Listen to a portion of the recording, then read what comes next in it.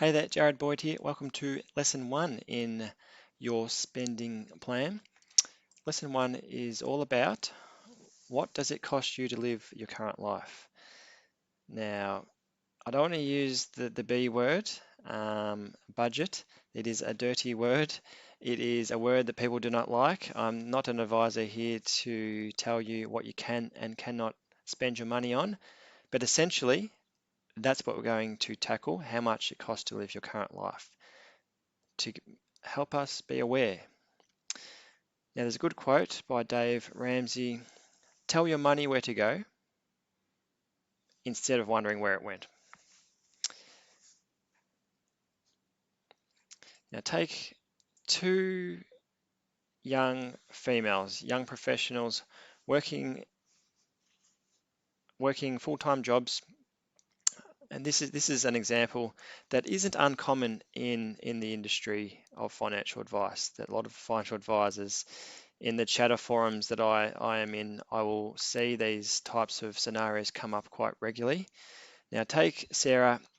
She earns $250,000 per year, and she spends it all and spends more than what she earns. So she has a credit card debt of $40,000, which is growing year on year.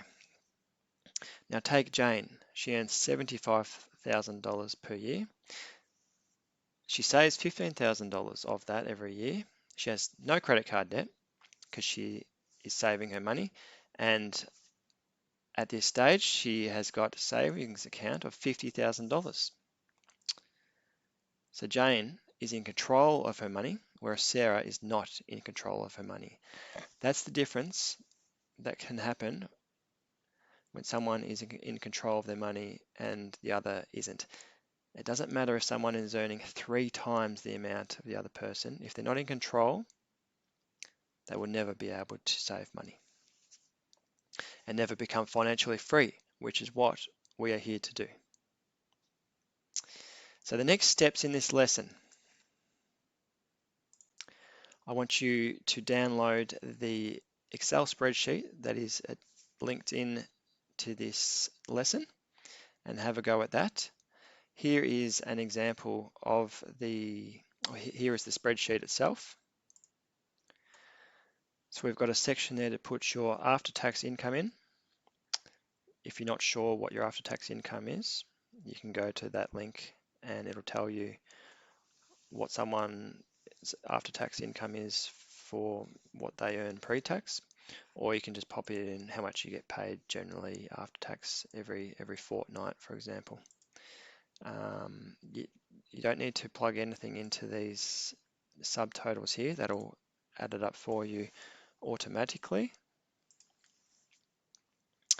And then we can get stuck into our expenses. So the easiest way, if you're not too sure of what your expenses might be, is open up the app on your phone, look at the last 3 months of transactions, get a good gauge of what each of the expense categories may be. Run through that. Don't spend any more than 10, 15 minutes on this, 20 minutes max. We don't want you studying it to the nth degree. It is a guide, it's a summary, it's a starting point. Progress rather than perfection.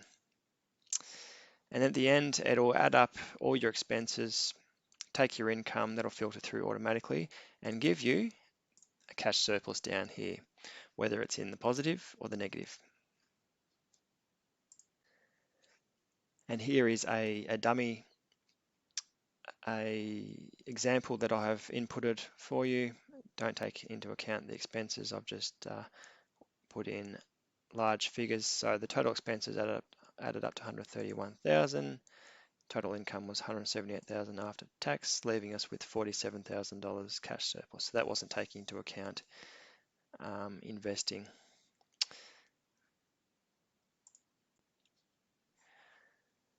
So download that spreadsheet from this lesson, save it to your computer, and have a go at completing that. And once completed, please email it through to myself. That would be fantastic. Once again, this is general advice only. Please do not take this as personal financial advice. Good luck, guys. Thank you.